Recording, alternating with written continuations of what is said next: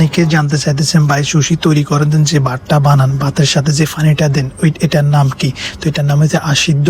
এটার থেকে অনেক কিছু যায়। তো অনেকে আফুরা জানতে চাইতেছেন ভাই এটার একটা মেনু দিলে ভালো হবে। তো এটার মেনু আপনারা ঘরে বসেও বানাতে পারবেন। যারা নতুন ভাই সুশি কাজ শিখতেছেন, অনেক নতুন ভাই এগুলা পারেন, তো আমার ভিডিও গুলা দেখে আইডিয়া করতে পারতে পারেন, শিখতে পারেন। যদি আপনি সুশি কাজে শিখতে চান, শিক্ষণীয় যদি ভিডিও যদি পেতে চান, তাহলে আমার সাথে থাকেন, ফলো দিয়ে তাহলে শিখতে পারেন। তো এটার নাম হচ্ছে আসিদ্ধ। যদি নতুন ভাইরা আফুরা ভাইরা যদি বানাতে চান ঘরে বসে নরমালি যদি বানাতে চান, তাহলে এটা আপনারা নিজেরাই ঘরে বসে বানাতে পারবেন। তো এটার নাম হচ্ছে আসিদ্ধ।